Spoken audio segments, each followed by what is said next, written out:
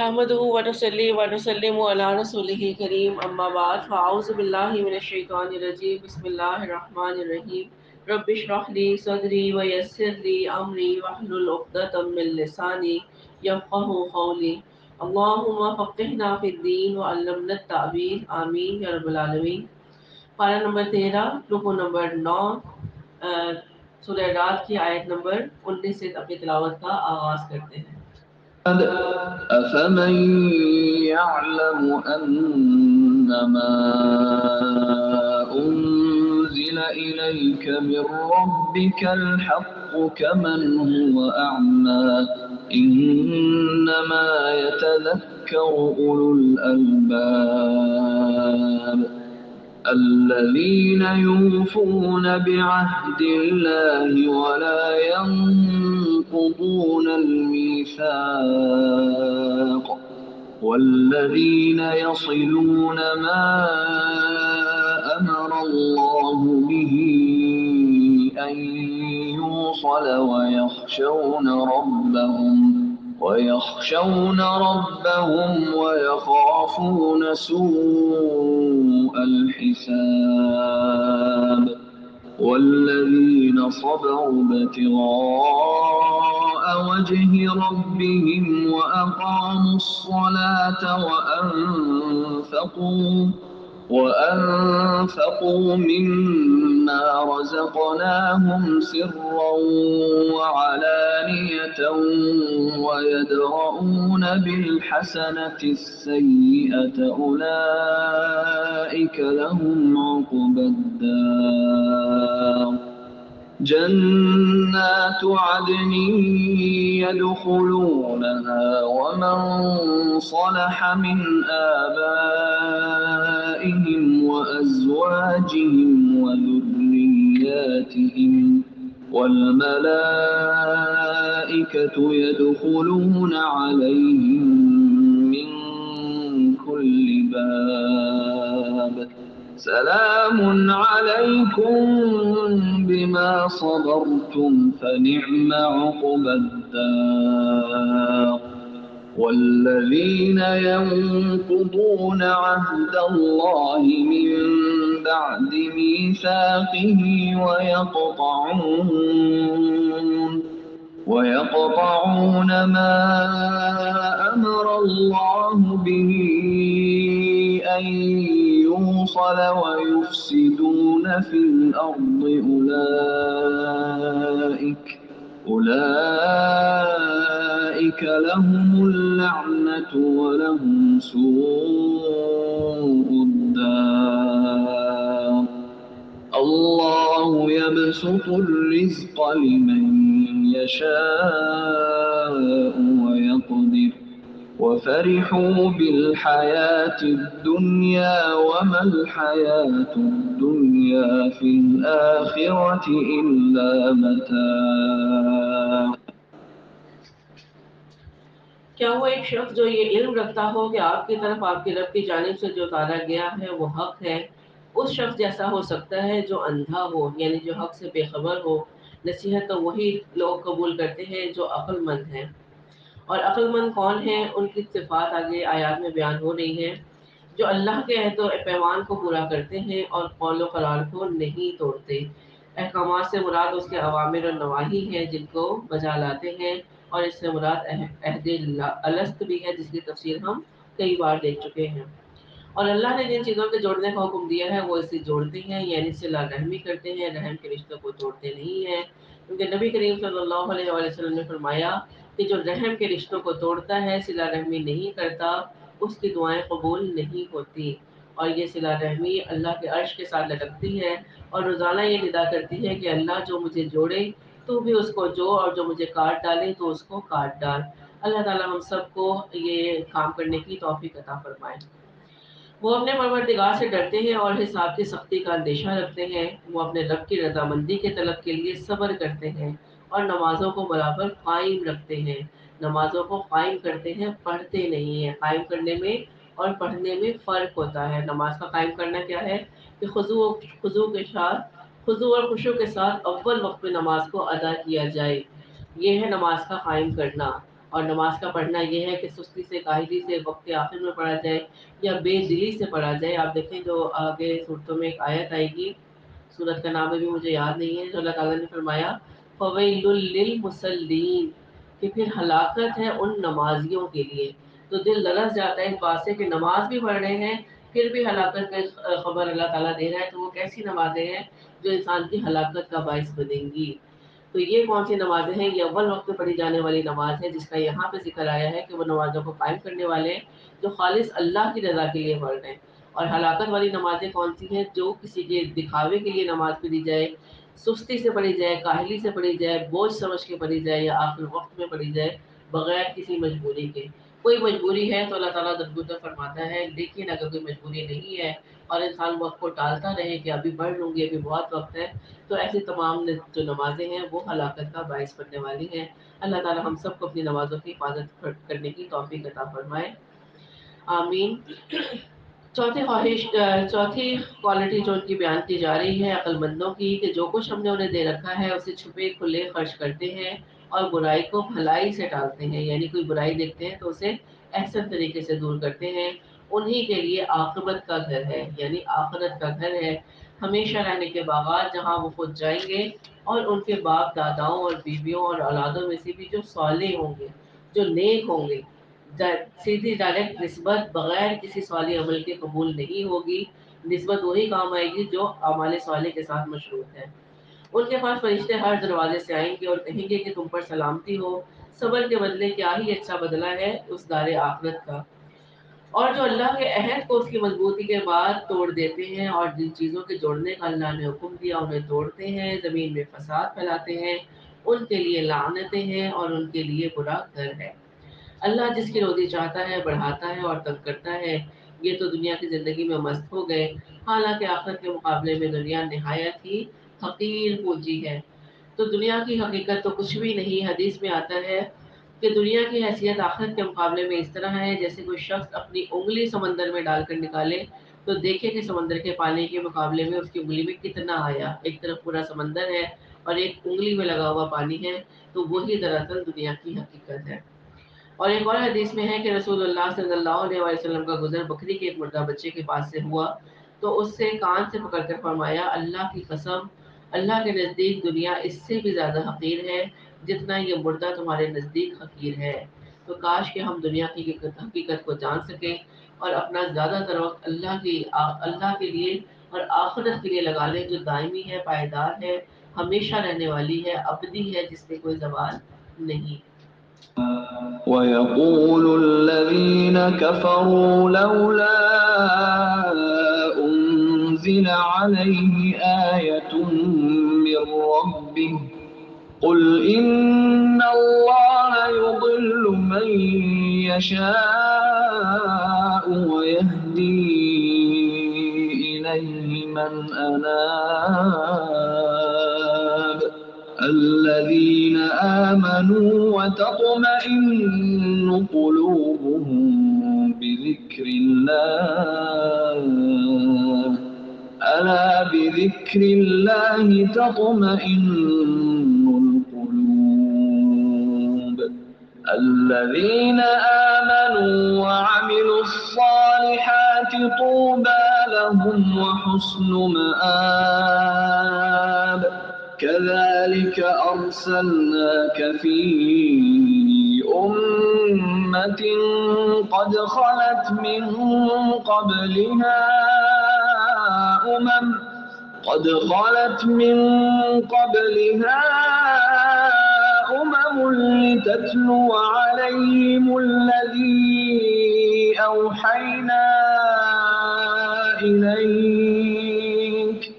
لتتلو عليهم الذي أوحينا إليك وهم يكفرون بالرحمن قل هو ربي لا إله إلا هو عليه توكلت وإليه متاب ولو أن قرآنا سيرت به الجبال الجبال أو قطعت به الأرض أو كلم به الموتى بل لله الأمر جميعا أفلم ييأس الذين آمنوا أن لو يشاء الله لهدى الناس جميعا ولا يزال الذين كفروا تصيبهم بما صنعوا قارعة أو تحل قريبا من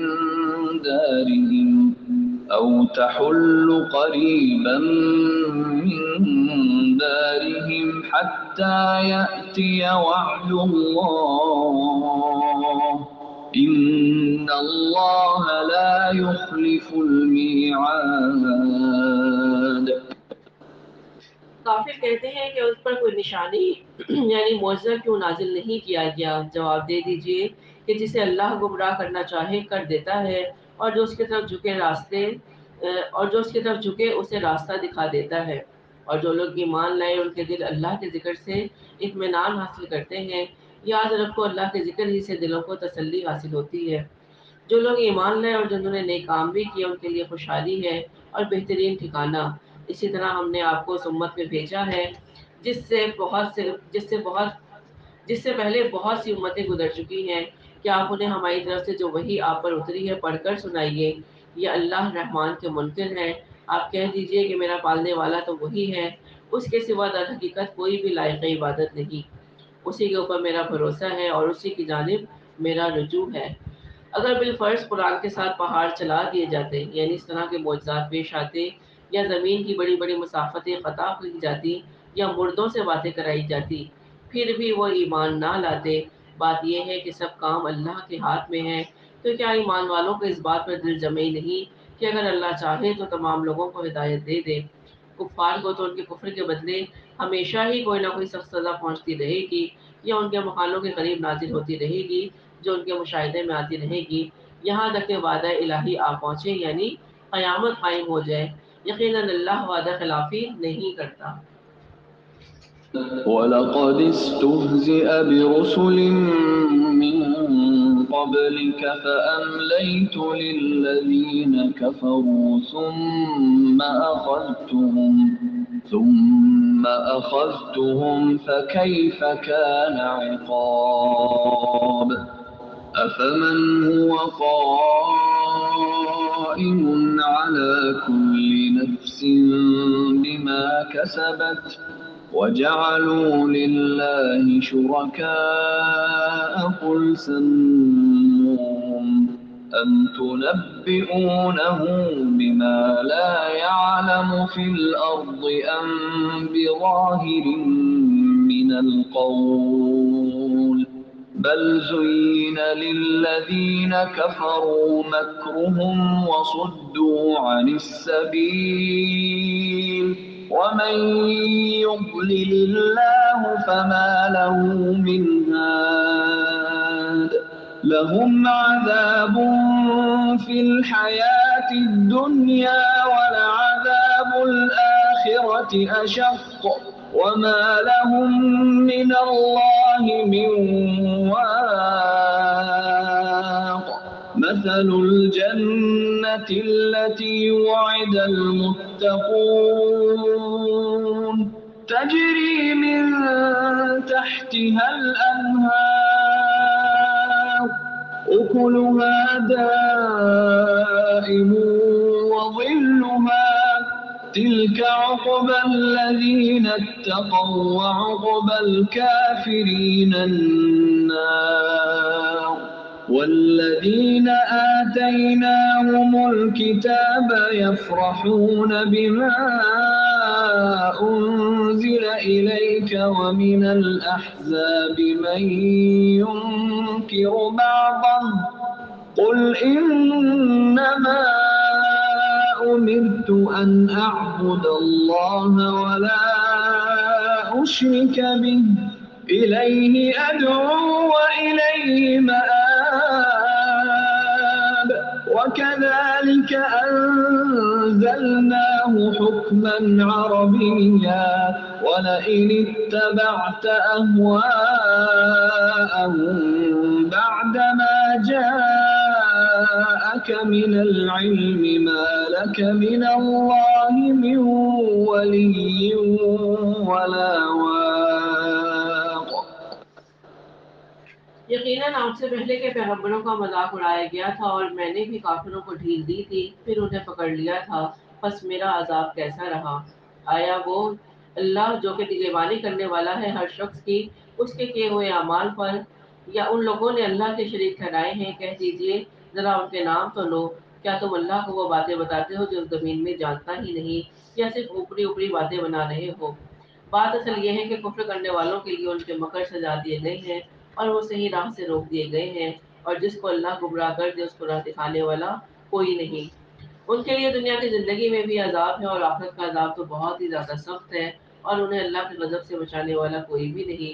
اس جنت کی صرف جس کا وعدہ پرہیزگاروں کو دیا گیا ہے یہ ہے کہ اس کے نیچے نہریں بہہ رہی ہیں، اس کا میوہ یا اس کا کھانا ہمیشگی والا ہے، اور اس کا سایہ بھی۔ یہ ہے انجام پرہیزگاروں کا، اور کافروں کا انجام کار دوزخ ہے۔ جنہیں ہم نے کتاب دی وہ تو جو کچھ آپ پر اتارا جاتا ہے اس سے خوش ہوتے ہیں، یعنی اہل ایمان قرآن کے نزول کے وقت قرآن کے لیے خوشی مناتے ہیں، اور دوسرے فرقے اس کی بعض باتوں کے منکر ہیں، اس سے مراد یہود اور نصارہ ہیں، کہ وہ اس بات سے بغض رکھتے ہیں کہ یہ آخری کتاب اور آخری نبی بنی اسماعیل سے آ گیا۔ آپ اعلان کر دیجئے کہ مجھے تو صرف یہ حکم دیا گیا ہے کہ میں اللہ کی عبادت کروں اور اس کے ساتھ شریک نہ کروں، میں اسی کی طرف بلا رہا ہوں اور اسی کی جانب میرا لوٹنا ہے۔ اسی طرح ہم نے اس قرآن کو عربی زبان کا فرمان اتارا ہے۔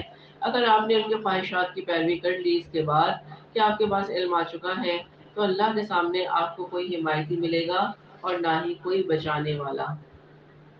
وَلَقَدْ أَرْسَلْنَا رُسُلًا مِّن قَبْلِكَ وَجَعَلْنَا لَهُمْ أَزْوَاجًا وَذُرِّيَّةً ۚ وَمَا كَانَ لِرَسُولٍ أَن يَأْتِيَ بِآيَةٍ إِلَّا بِإِذْنِ اللَّهِ ۗ لِكُلِّ أَجَلٍ كِتَابٌ ۗ يَمْحُو اللَّهُ مَا يَشَاءُ وَيُثْبِتُ ۖ وَعِندَهُ أُمُّ الْكِتَابِ. وَإِمَّا نُرِيَنَّكَ بَعْضَ الَّذِي نَعِدُهُمْ أَوْ نَتَوَفَّيَنَّكَ فَإِنَّمَا عَلَيْكَ الْبَلَاغُ وَعَلَيْنَا الْحِسَابُ. أَوَلَمْ يَرَوْا أَنَّا نَأْتِي الْأَرْضَ نَنقُصُهَا مِنْ أَطْرَافِهَا ۚ وَاللَّهُ يَحْكُمُ لَا مُعَقِّبَ لِحُكْمِهِ ۚ وَهُوَ سَرِيعُ الْحِسَابِ. وَقَدْ مَكَرَ الَّذِينَ مِن قَبْلِهِمْ فَلِلَّهِ الْمَكْرُ جَمِيعًا يَعْلَمُ مَا تَكْسِبُ كُلُّ نَفْسٍ ۗ وَسَيَعْلَمُ الْكُفَّارُ لِمَنْ عُقْبَى الدَّارِ. وَيَقُولُ الَّذِينَ كَفَرُوا لَسْتَ مُرْسَلًا ۚ قُلْ كَفَىٰ بِاللَّهِ شَهِيدًا بَيْنِي وَبَيْنَكُمْ وَمَنْ عِندَهُ عِلْمُ الْكِتَابِ.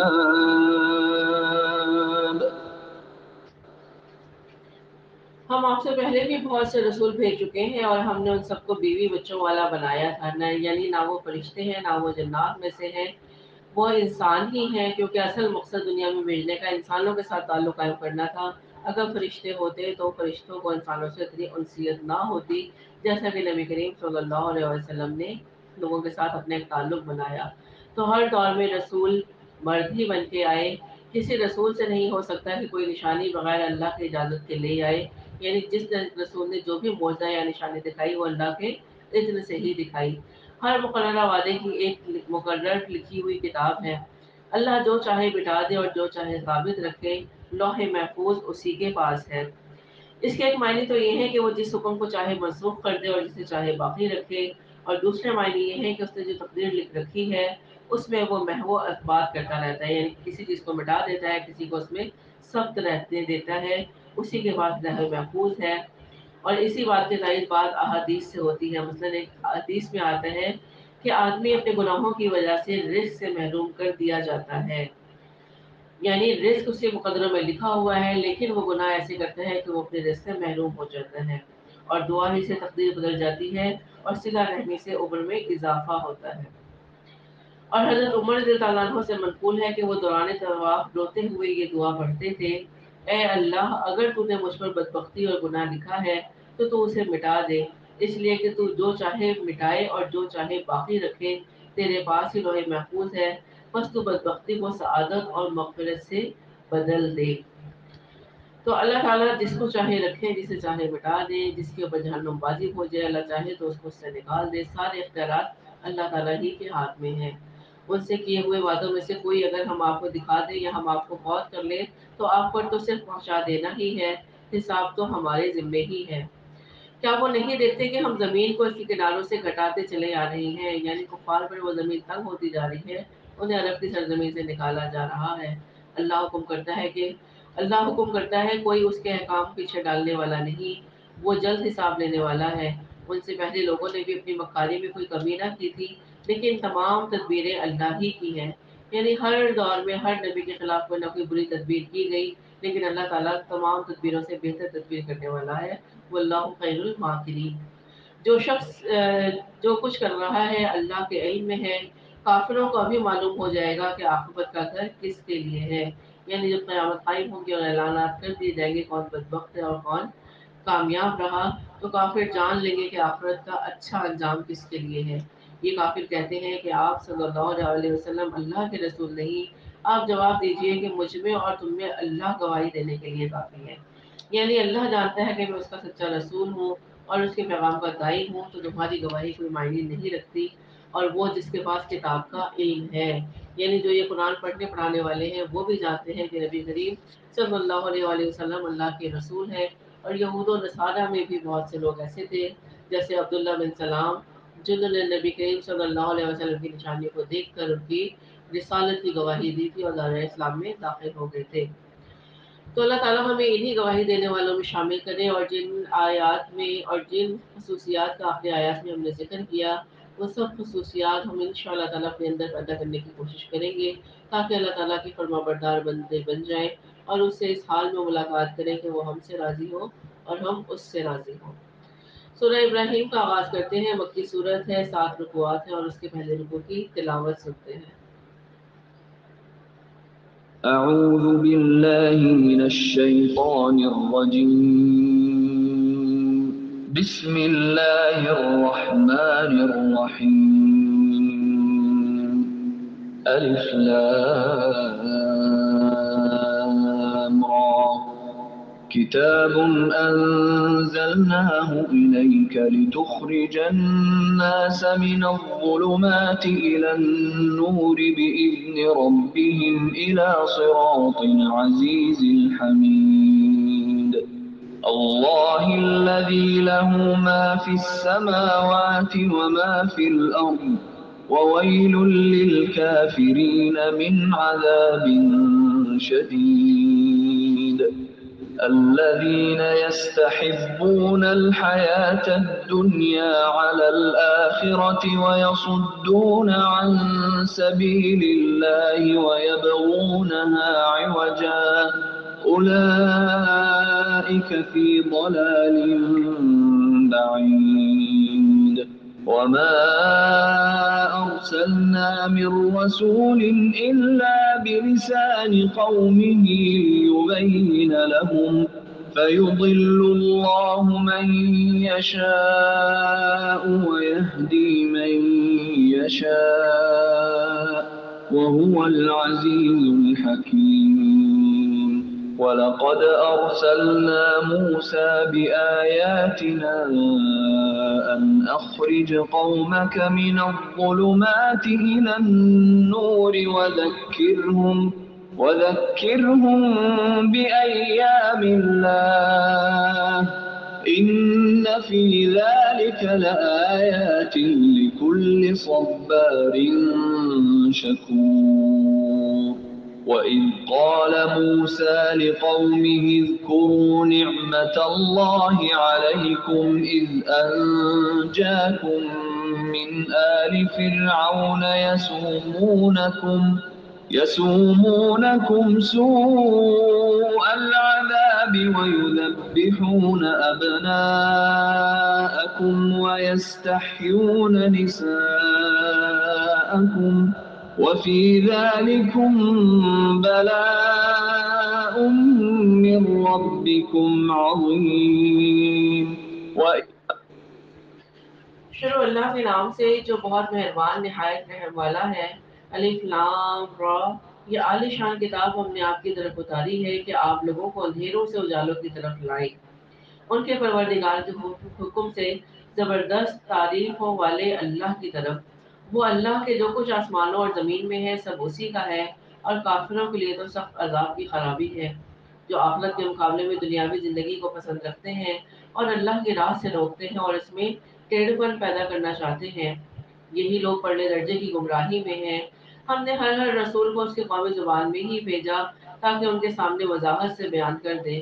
اب اللہ جسے چاہے گمراہ کر دے اور جسے چاہے راہ دکھا دے، وہ بڑا زبردست حکمت والا ہے۔ یاد رکھو جبکہ ہم نے موسیٰ کو اپنی نشانیاں دے کر بھیجا کہ تو اپنی قوم کو اندھیروں سے روشنی میں نکال اور انہیں اللہ کے احسانات یاد دلا، اس میں ہر ایک سبر شکر کرنے والے کے لیے نشانیاں ہیں۔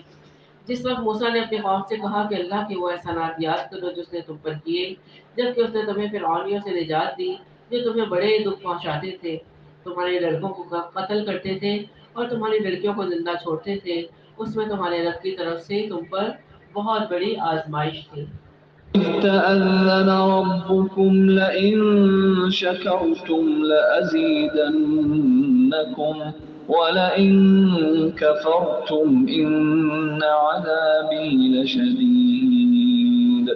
وقال موسى إن تكفروا أنتم ومن في الأرض جميعا فإن الله لغني حميد. ألم يأتكم نبأ الذين من قبلكم قوم نوح وعاد وثمود والذين من بعدهم لا يعلمهم إلا الله جاءتهم رسلهم بالبينات فردوا أيديهم في أفواههم وقالوا إنا كفرنا بما أرسلتم به وإنا لفي شك مما تدعوننا إليه مريب. قالت رسلهم أفي الله شك فاطر السماوات والأرض يدعوكم ليغفر لكم من ذنوبكم ويؤخركم إلى أجل مسمى قالوا إن أنتم إلا بشر مثلنا تريدون أن تصدونا عما كان يعبد آباؤنا فأتونا بسلطان مبين. قالت لهم رسلهم إن نحن إلا بشر مثلكم ولكن الله يمن على من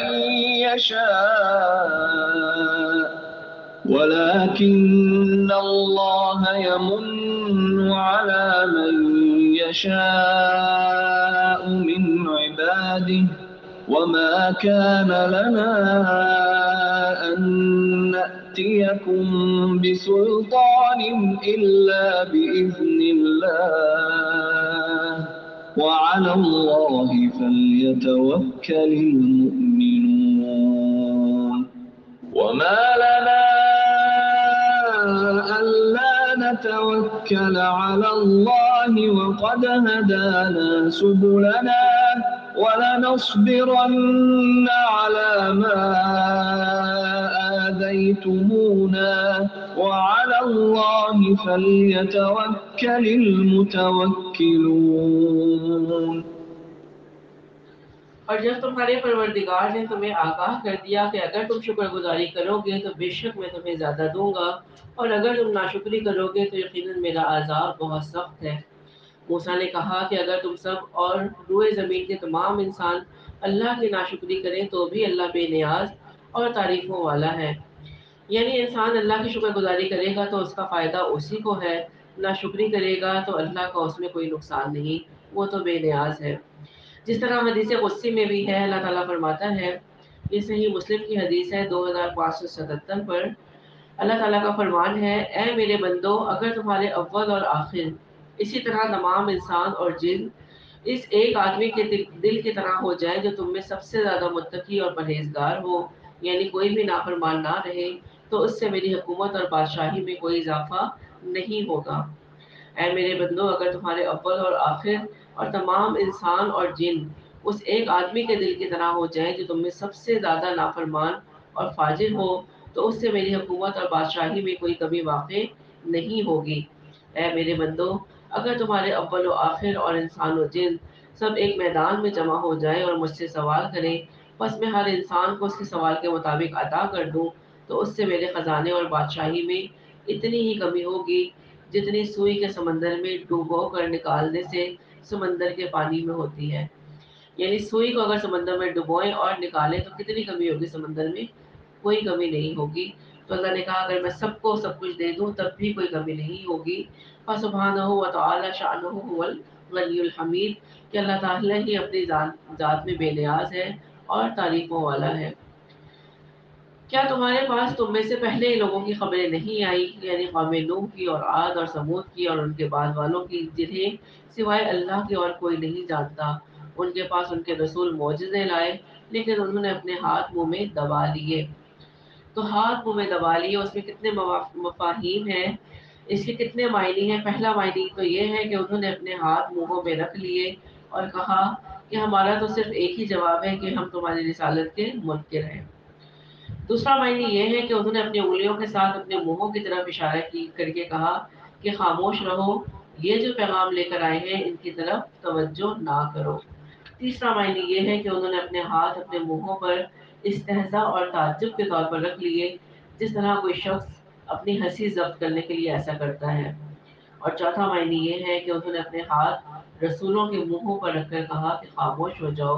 اور پانچواں معنی یہ ہے کہ بطور غیظ و غضب کے اپنے ہاتھ اپنے منہوں میں لے لیے، جس طرح منافقین کے بارے میں ہم سورہ آل عمران میں پڑھ کے آئے ہیں، سورہ آل عمران آیت نمبر 119 میں، اغضب علیکم الانامل من الغیظ، کہ تم اپنی انگلیاں غیظ و غضب سے کاٹتے ہو۔ اللہ تعالیٰ نے فرمایا کہ اس میں سے چاہے کوئی بھی معنی ہے، جب رسول معجزے، نشانیاں، دلائل، براہین لے کر آئے تو انہوں نے اپنے ہاتھ اپنے منہ میں دبا لیے اور صاف کہہ دیا کہ جو کچھ تمہیں دے کر بھیجا گیا ہم اس کے منکر ہیں، اور جس چیز کی طرف تم ہمیں بلا رہے ہو ہمیں تو اس میں بڑا بھاری شبہ ہے، یعنی وہ شک میں ہے۔ ان کے رسولوں نے انہیں کہا کہ کیا حق تعالیٰ کے بارے میں تمہیں شک ہے جو آسمانوں اور زمین کا بنانے والا ہے؟ وہ تو تمہیں اس لیے بلا رہا ہے کہ تمہاری تمام گناہ معاف فرما دے اور ایک وقت مقررہ تک تمہیں مہلت عطا فرمائے۔ انہوں نے کہا کہ تم تو ہم جیسے ہی انسان ہو، تم چاہتے ہو کہ ہمیں ان خداؤں کی عبادت سے روک دو جن کی عبادت ہمارے باپ دادا کرتے رہے۔ اچھا تو ہمارے سامنے کوئی کھلی دلیل پیش کرو، یعنی کوئی معجزہ لے آؤ۔ ان کے پیغمبروں نے ان سے کہا کہ یہ تو سچ ہے کہ ہم تم جیسے ہی انسان ہیں، لیکن اللہ اپنے بندوں میں سے جس پر چاہتا ہے اپنا فضل کرتا ہے، وہ اپنی نبوت سے جس کو چاہتا ہے اسے سرفراز کرتا ہے۔ اللہ کے حکم کے بغیر ہماری مجال نہیں کہ ہم کوئی معجزہ تمہیں لا دکھائیں، اور ایمانداروں کو صرف اللہ ہی پر بھروسہ کرنا چاہیے۔ آخر کیا وجہ ہے کہ ہم اللہ پر بھروسہ نہ رکھیں جبکہ اس نے ہمیں ہماری راہیں سجائی ہیں؟ واللہ، جو ایذائیں تم ہمیں دو گے ہم ان پر صبر ہی کریں گے۔ توکل کرنے والوں کو یہی لائق ہے کہ وہ اللہ ہی پر توکل کریں۔ وقال الذين كفروا لرسلهم لنخرجنكم من أرضنا أو لتعودن في ملتنا فأوحى إليهم ربهم لنهلكن الظالمين ولنسكننكم الأرض من بعدهم ذلك لمن خاف مقامي وخاف وعيد واستفتحوا وخاب كل جبار عنيد من ورائه جهنم ويسقى من ماء صديد يتجرعه ولا يكاد يسيغه ويأتيه الموت من كل مكان وما هو بميت ومن ورائه عذاب غليظ مثل الذين كفروا بربهم أعمالهم كرماد اشتدت به الريح في يوم عاصف لا يقدرون مما كسبوا على شيء ذلك هو الضلال البعيد ألم تر أن الله خلق السماوات والأرض بالحق إن يشأ يذهبكم ويأت بخلق جديد وما ذلك على الله بعزيز وبرزوا لله جميعا فقال الضعفاء للذين استكبروا إنا كنا لكم تبعا فهل أنتم مغنون عنا من عذاب الله من شيء قالوا لو هدانا الله لهديناكم سواء علينا أجزعنا أم صبرنا ما لنا من محيص کافروں نے اپنے رسولوں سے کہا کہ ہم تمہیں ملک بدل کر دیں گے یا پھر سے ہمارے مذہب میں لوٹ آؤ. ان کے پروردگار نے ان کی طرف وحی بھیجی کہ ہم ان ظالموں کو ہی غارت کر دیں گے اور ان کے بعد ہم خود تمہیں اس زمین میں بسائیں گے. یہ ہے ان کے لیے جو میرے سامنے کھڑے ہونے کا ڈر رکھے اور میری وعید سے خوفزدہ رہے. یعنی جن کے دلوں میں اللہ کا تقویٰ ہوگا اللہ تعالیٰ ان کی ضرور مدد فرمائیں گے. اور انہوں نے فیصلہ طلب کیا اور ہر سرکش ضدی نامراد ہوا. اس کے سامنے دوزخ ہے جہاں مبین کا پانی پلایا جائے گا جسے بمشکل گھونٹ گھونٹ پیے گا پھر بھی اس کے گلے سے اتارا نہ جا سکے گا اور اسے ہر جگہ سے موت آتی دکھائی دے گی لیکن وہ مرنے والا نہیں. پھر اس کے پیچھے بھی سخت عذاب ہے. تو یہ جو اللہ سدید آیا ہے اس کے بارے میں حدیث ہے کہ یہ سدید اتنا گرم اور کھولتا ہوا ہوگا کہ اس کے منہ کے قریب پہنچتے ہی ان کے چہرے کی کھال جھلس کر گر پڑے گی اور اس کا ایک گھونٹ پیتے ہی اس کے پیٹ کی آنتیں پخانے کے راستے سے باہر نکل پڑیں گی. اعاذنا اللہ من اللہ تعالیٰ ہم سب کی حفاظت فرمائے. ان لوگوں کی مثال جنہوں نے اپنے پالنے والے سے کفر کیا ان کی اعمال مثال اس راہ کی ہے جس پر تیز ہوا یا آندھی چلے. تو ایک راہ کو جس طرح آندھی اڑا لے جاتی ہے اس طرح ان کے اعمال غارت ہو جائیں گے. جو بھی انہوں نے کیا اس میں سے کسی چیز پر قادر نہ ہوں گے. یہی دور کی گمراہی ہے. کیا تم نے نہیں دیکھا کہ اللہ نے آسمانوں کو اور زمین کو بہترین تدبیر کے ساتھ پیدا کیا ہے؟ اگر وہ چاہے تو تم سب کو فنا کر دے اور نئی مخلوق لائے. اللہ پر یہ کام کچھ بھی مشکل نہیں.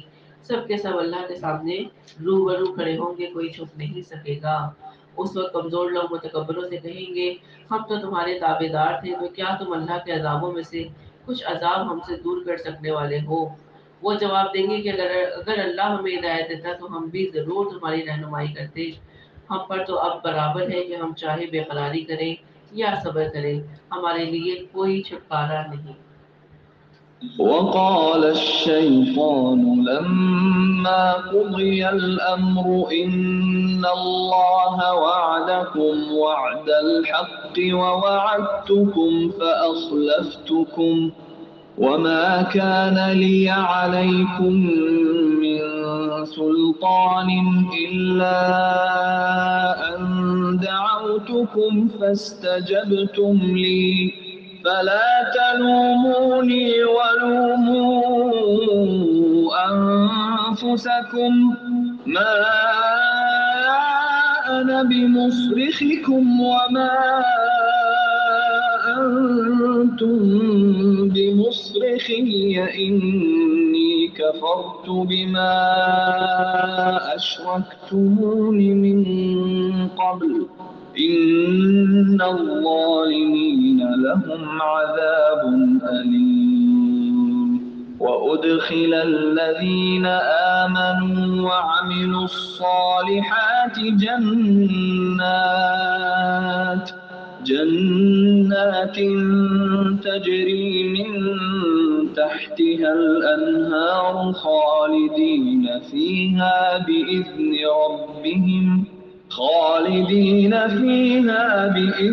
ربهم تحيتهم فيها سلام ألم تر كيف ضرب الله مثلا كلمة طيبة كشجرة طيبة أصلها ثابت وفرعها في السماء تؤتي أكلها كل حين بإذن ربها ويضرب الله الأمثال للناس لعلهم يتذكرون ومثل كلمة خبيثة كشجرة خبيثة اجتثت من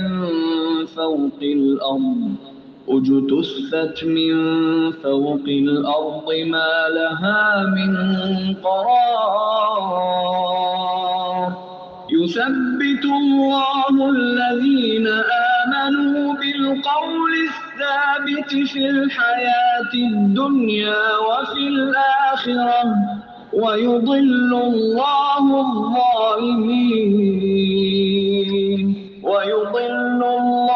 الظالمين ويفعل الله ما يشاء۔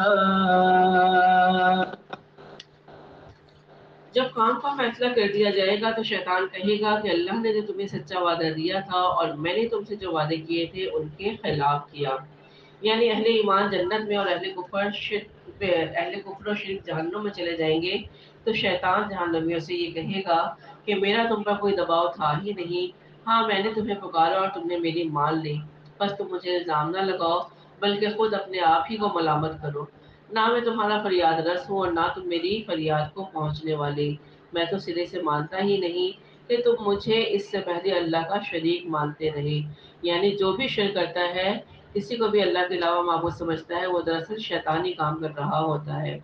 یقیناً ظالموں کے لیے دردناک عذاب ہے، جو لوگ ایمان لائے اور نیک عمل کیے وہ ان جنتوں میں داخل کیے جائیں گے جن کے نیچے چشمے جاری ہیں، جہاں انہیں ہمیشگی ہوگی اپنے رب کے حکم سے، تحیتہم فیہا سلام، جہاں ان کا خیر مقدم سلام سے ہوگا۔ کیا آپ نے نہیں دیکھا کہ اللہ نے پاکیزہ بات کی مثال کس طرح بیان فرمائی؟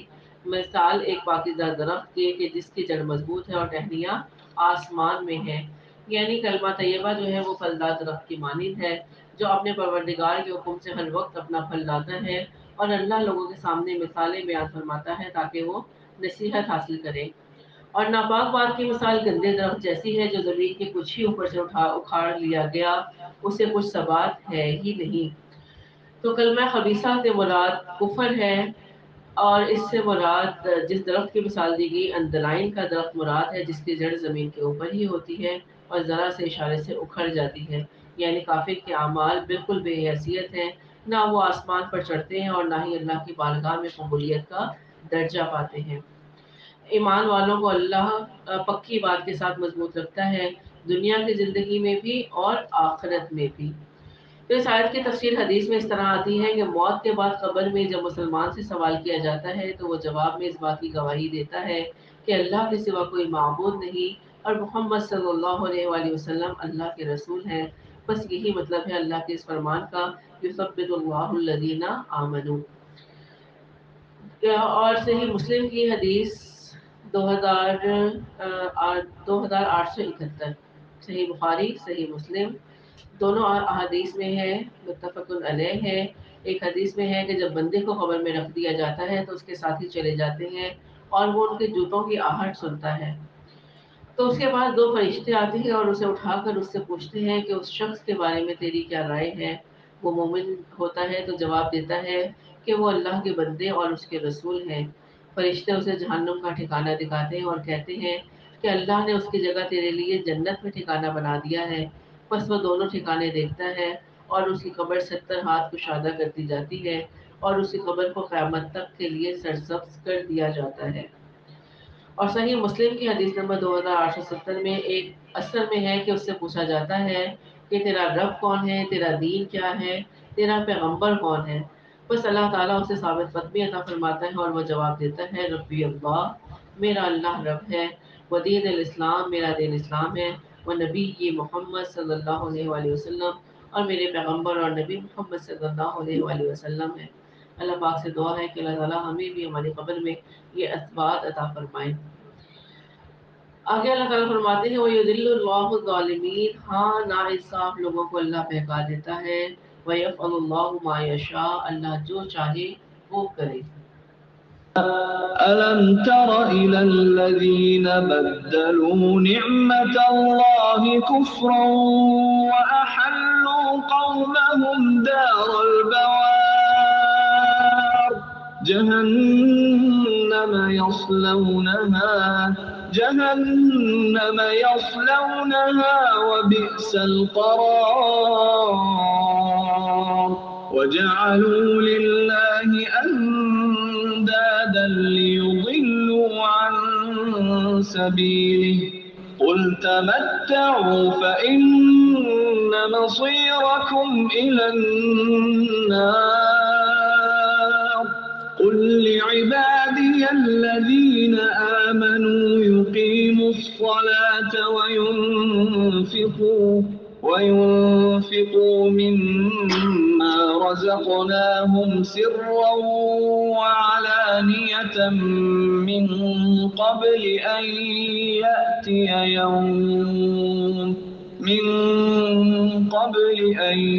يأتي يوم لا بيع فيه ولا خلال الله الذي خلق السماوات والأرض وأنزل من السماء ماء فأخرج به من الثمرات رزقا لكم وسخر لكم الفلك لتجري في البحر بأمره وسخر لكم الشمس والقمر دائبين وسخر لكم الليل والنهار وآتاكم من كل ما سألتموه وإن تعدوا نعمة الله لا تحصوها إن الإنسان لظلوم كفار۔ کیا آپ نے ان کی طرف نظر نہیں ڈالی جنہوں نے اللہ کی نعمت کے بدلے ناشکری کی اور اپنی قوم کو ہلاکت کے گھر میں لا اتارا، یعنی دوزخ میں، جس میں یہ سب جائیں گے جو بدترین ٹھکانہ ہے۔ انہوں نے اللہ کے ہمسر بنا لیے کہ لوگوں کو اللہ کی راہ سے بہکائیں۔ آپ کہہ دیجئے کہ خیر مزے کر لو، تمہاری بازگشت تو آخر جہنم ہی میں ہے۔ میرے ایماندار بندوں سے کہہ دیجئے کہ نمازوں کو قائم رکھیں اور جو کچھ ہم نے انہیں دے رکھا ہے اس میں سے کچھ نہ کچھ پوشیدہ اور ظاہر خرچ کرتے رہیں، اس سے پہلے کہ وہ دن آ جائے جس میں نہ تو کوئی خرید و فروخت ہوگی اور نہ ہی کوئی دوستی اور محبت کام آئے گی۔ اللہ وہ ہے جس نے آسمانوں اور زمین کو پیدا کیا اور آسمانوں سے بارش برسا کر اس کے ذریعے سے تمہاری روزی کے لیے پھل نکالے ہیں، اور کشتیوں کو تمہارے بس میں کر دیا ہے کہ دریاؤں میں اس کے حکم سے چلے پھرے۔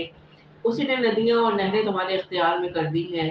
اسی نے تمہارے لیے سورج چاند کو مسخر کر دیا ہے کہ برابر ہی چل رہے ہیں، اور رات دن کو بھی تمہارے کام میں لگا رکھا ہے۔ اسی نے تمہیں تمہاری منہ مانگی کچھ چیزوں میں سے دے ہی رکھا ہے۔ اگر تم اللہ کے احسان گننا چاہو تو انہیں پوری طرح گن نہیں سکتے۔ یقیناً انسان بڑا ہی بے انصاف اور ناشکرا ہے۔ وَإِذْ قَالَ إِبْرَاهِيمُ رَبِّ اجْعَلْ هَٰذَا الْبَلَدَ آمِنًا وَاجْنُبْنِي وَبَنِيَّ أَن نَّعْبُدَ الْأَصْنَامَ رَبِّ إِنَّهُنَّ أَضْلَلْنَ كَثِيرًا مِّنَ النَّاسِ فَمَن تَبِعَنِي فَإِنَّهُ مِنِّي وَمَنْ عَصَانِي فَإِنَّكَ غَفُورٌ رَّحِيمٌ رَبَّنَا إِنِّي أَسْكَنتُ مِن ذُرِّيَّتِي بِوَادٍ غَيْرِ ذِي زَرْعٍ عِندَ بَيْتِكَ الْمُحَرَّمِ ربنا ليقيموا الصلاة فاجعل أفئدة من الناس تهوي إليهم وارزقهم من الثمرات لعلهم يشكرون ربنا إنك تعلم ما نخفي وما نعلن وما يخفى على الله من شيء في الأرض ولا في السماء الحمد لله الذي وهب لي على الكبر إسماعيل وإسحاق إن ربي لسميع الدعاء رب اجعلني مقيم الصلاة ومن ذريتي ربنا وتقبل دعاء ربنا اغفر لي ولوالدي وللمؤمنين يوم يقوم الحساب۔ ابراہیم کی یہ دعا بھی یاد ہے جب انہوں نے کہا کہ اے میرے پروردگار اس شہر کو امن والا بنا دے اور مجھے میری اولاد کو بت پرستی سے پناہ دے۔ اے میرے پالنے والے معبود، انہوں نے بہت سے لوگوں کو راہ سے بھٹکا دیا ہے، بس میری تابعداری کرنے والا میرا ہے، اور جو میری نافرمانی کرے تو بہت ہی معاف کرنے والا اور رحم کرنے والا ہے اور کرم کرنے والا ہے۔ اے ہمارے پروردگار، میں نے اپنی کچھ اولاد اس وادی زیزرا کے جنگل میں تیرے حرمت والے گھر کے پاس بسائی ہے۔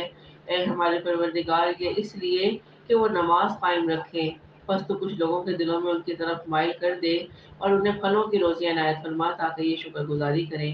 اے ہمارے پروردگار، تو خوب جانتا ہے جو ہم چھپائیں اور جو ظاہر کریں، زمین و آسمان کی کوئی چیز اللہ پر پوشیدہ نہیں۔ اللہ کا شکر ہے جس نے مجھے اس بڑھاپے میں اسماعیل اور اسحاق علیہ السلام عطا فرمائے۔ کچھ شک نہیں کہ میرا رب دعاؤں کا سننے والا ہے۔ اے میرے پالنے والے، مجھے نماز کا پابند رکھ اور میری اولاد سے بھی۔ اے ہمارے پروردگار، میری دعا قبول فرما۔ اے ہمارے پروردگار، مجھے بخش دے اور میرے ماں باپ کو بھی بخش دے اور دیگر مومنوں کو بھی جس دن حساب ہونے لگے۔ ولا تحسبن الله غافلا عما يعمل الظالمون إنما يؤخرهم ليوم تشخص فيه الأبصار مهطعين مقنعي رؤوسهم لا يرتد إليهم طرفهم وأفئدتهم هواء وأنذر الناس يوم يأتيهم العذاب فيقول الذين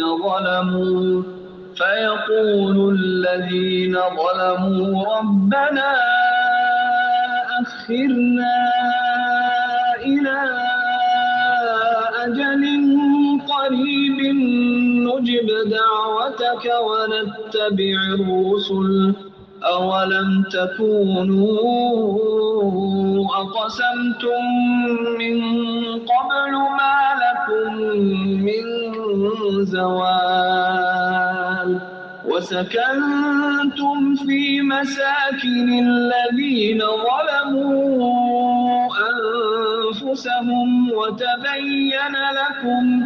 وتبين لكم كيف فعلنا بهم وضربنا لكم الأمثال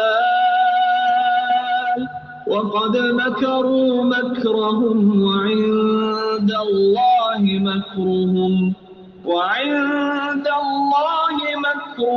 وإن كان مكرهم لتزول منه الجبال فلا تحسبن الله مخلف وعده رسله إن الله عزيز ذو انتقام يوم تبدل الأرض غير الأرض والسماوات وبرزوا لله الواحد القهار وترى المجرمين يومئذ مقرنين في الأصفاد سرابيلهم من قطران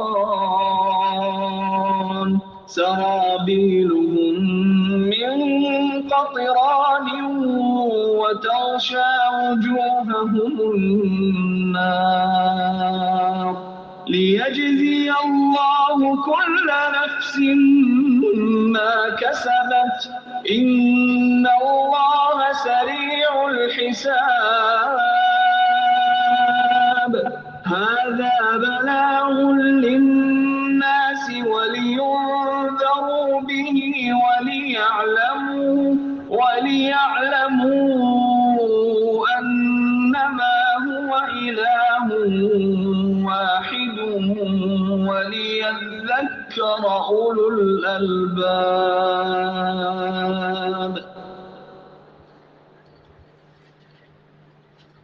नाइंसाफों के अमाल से अल्लाह को गाफिल ना समझो, वो तो उन्हें उस दिन तक मोहलत दिए हुए हैं जिस दिन आंखें फटी की फटी रह जाएंगी, यानी क़यामत की हौलाकियां देखकर इंसान पलक भी ना झपकेगा और वो अपना सर ऊपर उठाए दौड़ भाग नहीं होंगे, यानी हैरत से अपने सरों को उठाए हुए होंगे, खुद अपनी तरफ भी उनकी निगाहें ना लौटेंगी और उनके दिल अड़े और गिरे हुए खाली होंगे।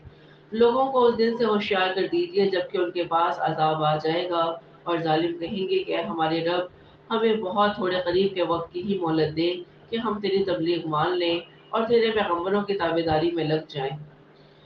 क्या तुम इससे पहले भी कस्में नहीं खा रहे थे कि तुम्हारे लिए दुनिया से टलना ही नहीं? अल्लाह का जवाब है, और क्या तुम उन लोगों के घरों में रहते सहते ना थे जिन्होंने अपनी जानों पर जुल्म किया, और क्या तुम पर वो मामला खुला नहीं कि हमने उनके साथ कैसा कुछ किया? हमने तो तुम्हारे समझाने को बहुत सी मिसालें बयान कर दी थी। यानी इस कुरान के ज़रिए से अल्लाह ताला ने हर कौम का, हर बस्ती का और हर इंसानी रवैये का अंजाम कार बता दिया। तो आज ये नसीहत हमारे पास है, हम में से कौन है जो इस नसीहत से फ़ायदा उठाने वाला है? तो अल्लाह ने फरमाया कि हमने तो तुम्हारे समझाने के लिए बहुत सी मिसालें बयान कर दी हैं। ये अपनी अपनी चालें चल रहे हैं और अल्लाह को उनकी तमाम चालों का इल्म है। उनकी चालें ऐसी ना थी कि उनसे पहाड़ अपनी जगह से टल जाएं। तो यहाँ यकीनन उनके मकर तो इतने बड़े थे कि पहाड़ भी अपनी जगह से टल जाते। ये तो अल्लाह ही है जिसने उनकी चालों को कामयाब नहीं होने दिया। आप हरगिज़ ये ख्याल ना करें कि अल्लाह अपने नबियों से वादा खिलाफी करेगा। अल्लाह बड़ा ही गालिब और बदला लेने वाला है। जिस दिन ज़मीन उस ज़मीन के सिवा और ही बदल दी जाएगी और आसमान भी, यानी ज़मीन में तब्दीली आ जाएगी ज़ात के लिहाज से, सिफात के एतबार से। ना ये ज़मीन यूं ही रहेगी और ना ही आसमान आसमान जैसा रहेगा। हदीस में आता है रसूलुल्लाह सल्लल्लाहु अलैहि वसल्लम ने फरमाया, क़यामत वाले दिन लोग सफ़ेद भूरी ज़मीन पर इकट्ठे होंगे जो मैदा की रोटी की तरह होगी। اس میں کسی قسم کا کوئی جھنڈا یا علاماتی نشان نہیں ہوگا۔ عائشہ رضی اللہ تعالیٰ عنہا نے پوچھا کہ جب یہ آسمان و زمین بدل دیے جائیں گے تو پھر لوگ اس دن کہاں ہوں گے؟ نبی کریم صلی اللہ علیہ وآلہ وسلم نے فرمایا صراط پر، یعنی پل صراط پر۔ تو ایک یہودی کے استفسار پر آپ نے فرمایا کہ لوگ اس دن پل کے قریب اندھیرے میں ہوں گے۔ تو یہ دو احادیث ہیں، پہلی حضرت عائشہ والی صحیح مسلم کی حدیث ہے 2790 پہ، اور یہودی کے استفسار پر جو آپ نے جواب دیا وہ حدیث ہے صحیح مسلم کی 2791 پہ۔ اللہ تعالیٰ نے فرمایا کہ زمین بدل دی جائے گی، نہ ہی یہ زمین اس زمین جیسی ہوگی، نہ وہ آسمان اس آسمان جیسا ہوگا، اور سب کے سب اللہ واحد غلبے والے کے روبرو ہوں گے۔ آپ اس دن گنہگاروں کو دیکھیں گے کہ زنجیروں میں ملے جلے ایک جگہ جکڑے ہوئے ہوں گے، ان کے لباس گندھک کے ہوں گے اور آگ ان کے چہروں پر بھی چڑھتی ہوگی۔ تو گندھک کے لباس اس لیے ہوگی کہ گندھک ایک ایسی چیز ہے جس سے آگ فوراً بھڑک اٹھتی ہے۔ جہنمیوں کو یہ لباس اس لیے پہنایا جائے گا تاکہ وہ آگ کی پوری شدت کا مزہ چکھیں۔ اس کے علاوہ آگ ان کے چہروں کو بھی ڈھانپ رہی ہوگی۔ حدیث میں آتا ہے کہ جاہلیت کی 4 خصلتیں ایسی ہیں زمانہ جاہلیت کی جو میری امت نہیں چھوڑے گی، یعنی وہ ان کو قبول کرے گی۔ پہلی چیز کہ خاندانی شرف پر فضل اور فخر، یعنی اپنے آپ پر فخر کرنا کہ ہم فلاں خاندان سے ہیں یا فلاں ذات سے ہیں۔ نسبوں میں تان کرنا، دوسرے کو حقیر سمجھنا، تانا زنی کرنا۔ ستاروں کے ذریعے سے بارش کی طلب کرنا، یعنی ان کی نقل و حرکت کو بارش کا سبب سمجھنا۔ اور چوتھی خصلت نوحہ اور ماتم کرنا۔ پھر آپ نے فرمایا کہ نوحہ یا بین کرنے والی عورت نے اگر وفات سے قبل توبہ نہ کی تو اس پر گندھک کی شلوار اور خارش والی قمیض ہوگی۔ استغفر اللہ۔ لیجزی اللہ کل نفس ما کسبت، یہ اس لیے ہے کہ اللہ ہر شخص کو اس کے کیے ہوئے اعمال کا بدلہ دے، بے شک اللہ جلد حساب لینے والا ہے۔ یہ قرآن تمام لوگوں کے لیے اطلاع نامہ ہے کہ اس کے ذریعے سے وہ ہوشیار کر دیے جائیں اور بخوبی معلوم کر لیں کہ اللہ ایک ہی معبود ہے، اور تاکہ عقل مند لوگ سمجھ لیں، نصیحت حاصل کر لیں۔ تو اس قرآن کو اللہ تعالیٰ نے نصیحت کی کتاب بنا کر اتارا ہے، اور عقل مند وہی ہے جو اس کے ذریعے سے نصیحت ہی حاصل کر رہا ہے، اور نصیحت اس وقت تک حاصل نہیں ہوتی جب تک کہ بات سمجھ میں نہ آ جائے۔ تو کوشش کریں کہ جس طرح ہم نے دنیاوی علوم حاصل کرنے میں محنت کی، دن رات صرف کر دیے، اپنے وقتوں کو اپنے مالوں کو ضائع کر دیا، تو اسی طرح قرآن کے لیے بھی وقت لگا لیں، قرآن کو سیکھیں سمجھیں اور اس سے ہدایت حاصل کریں اور اس کے مطابق زندگی گزاریں، تاکہ اللہ تعالیٰ ہم سے راضی ہو اور ہم نصیحت حاصل کرنے والوں میں شمار کیے جائیں۔ وآخر دعوانا الحمد للہ رب العالمین۔ سبحان ربک رب العزت عما یصفون وسلام علی المرسلین والحمد للہ رب العالمین۔ ربنا تقبل منا انک انت السمیع العلیم وتب علینا انک انت التواب الرحیم، آمین یا رب العالمین۔ السلام علیکم ورحمۃ اللہ وبرکاتہ۔